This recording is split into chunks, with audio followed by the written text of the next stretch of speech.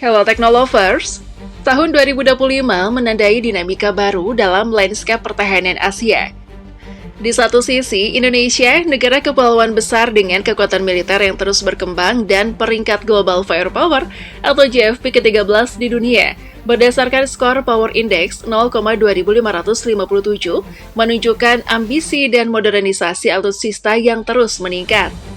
Di sisi lain, Korea Utara atau DPRK dengan militer yang besar dan sangat termiliterisasi menduduki peringkat ke-34 dalam indeks kekuatan militer dunia dengan skor Power Index 0,6016 serta mengandalkan jumlah personel besar, artileri masif, dan program rudal strategisnya.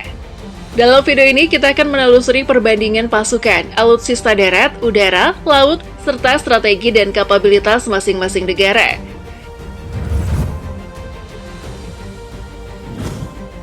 Personil dan anggaran pertahanan.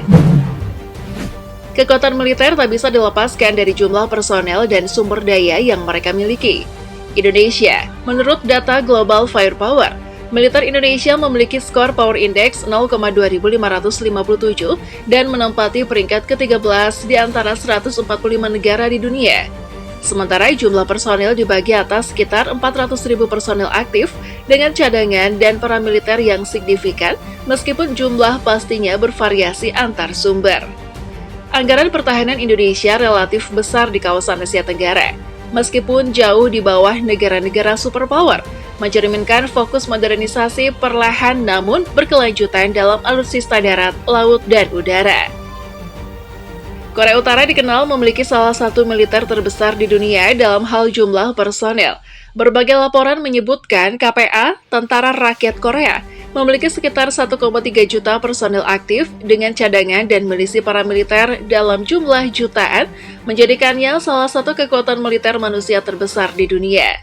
Namun, anggaran pertahanan negara ini diperkirakan jauh lebih kecil dibandingkan dengan banyak negara lain, dengan fokus lebih pada jumlah personel dan persenjataan konvensional, massal ketimbang teknologi canggih. Domain darat, Land Force. Mari kita telaah kekuatan di domain darat, seringkali menjadi indikator utama kapasitas militer tradisional. Indonesia, TNI Angkatan Darat memegang peranan utama dalam pertahanan darat Indonesia. Menurut data 2025, Indonesia memiliki alutsista darat seperti tank tempur sekitar 331 unit, kendaraan lapis baja sekitar 22.440 unit, artileri otomatis kurang lebih 153 unit, artileri manual kurang lebih 396 unit, peluncur roket kurang lebih 63 unit.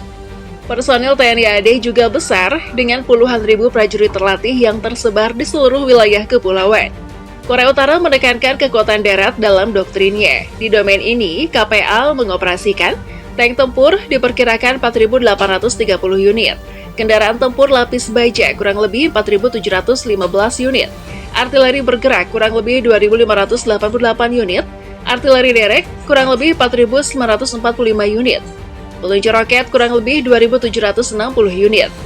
Jumlah ini menunjukkan volume luar biasa di domain darat, meskipun banyak peralatan tersebut berusia tua atau model lama.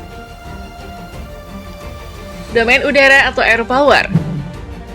Dominasi udara menjadi aspek penting dalam pertahanan nasional modern. Indonesia. Kekuatan udara Indonesia, TNI AU, mencakup berbagai pesawat untuk berbagai misi. Pesawat tempur kurang lebih 41 unit, pesawat serang kurang lebih 34 unit, pesawat angkut kurang lebih 70 unit, pesawat latih kurang lebih 112 unit, helikopter kurang lebih 214 unit, helikopter serang kurang lebih 15 unit.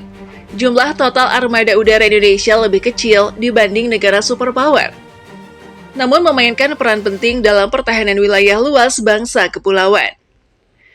Korea Utara juga memelihara angkatan udara sendiri. Pesawat perang total sekitar 1.086 unit termasuk berbagai jenis jet. Jet tempur sekitar 527 unit, helikopter kurang lebih 232 unit, dengan sekitar 23 helikopter serbu. Skala udara Korea Utara lebih besar secara kuantitas, namun banyak diantaranya merupakan platform lama dari era Soviet atau Tiongkok, sehingga efektivitasnya dipengaruhi oleh kesiapan operasional dan perawatan. Domain laut atau naval power. Sebagai negara kepulauan besar, naval power sangat penting. Indonesia, Angkatan Laut Republik Indonesia atau TNI AL, memiliki berbagai kapal perang dan patroli. Total kapal perang kurang lebih 331 unit, kapal perang besar atau frigate 7 unit, korvet 25 unit, kapal selam 4 unit, kapal patroli kurang lebih 211 unit, kapal penyapu ranjau 12 unit. Kekuatan Laut Indonesia memungkinkannya menjaga wilayah laut yang luas dan mendukung pertahanan strategis di Laut Indonesia dan sekitarnya. Korea Utara. Korea Utara memiliki angkatan laut yang sangat besar dalam jumlah. Namun sebagian besar kapal diklasifikasikan sebagai kapal patroli ringan atau kapal pesisir. Total armada kapal sekitar 1.112 unit, tetapi banyak yang kecil dan berkelas ringan. Tidak ada kapal induk besar dengan sebagian besar terdiri dari kapal patroli, korvet, atau kapal kecil lainnya. Doktrin dan teknologi. Menimbang angka saja tidak cukup, kita perlu membahas teknologi, doktrin, dan strategi. Indonesia menekankan modernisasi bertahap melalui pembelian pesawat baru, penguatan angkatan laut, serta interoperabilitas regional di Indo-Pasifik. TNI AU mengadopsi berbagai platform udara untuk pertahanan udara nasional dan kendali wilayah. Korea Utara fokus pada keterlibatan konvensional besar serta program rudal dan nuklir yang luas. Negara ini terus memperbarui arsenal rudalnya, termasuk pengembangan sistem rudal balistik antar benua, sekaligus memperluas produksi dan persediaan artileri serta amunisi. Implikasi dan skenario hipotetik.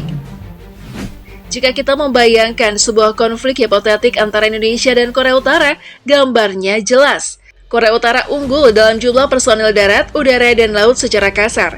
Indonesia unggul dalam modernisasi dan mobilitas, memberikan kemampuan manuver yang lebih cepat, terutama dalam konteks pertahanan nasional.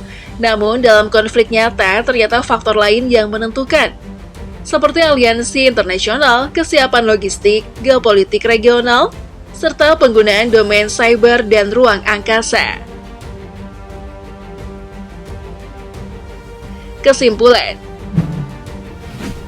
Kesimpulannya, perbandingan militer Indonesia versus Korea Utara 2025 menunjukkan pola yang sangat berbeda.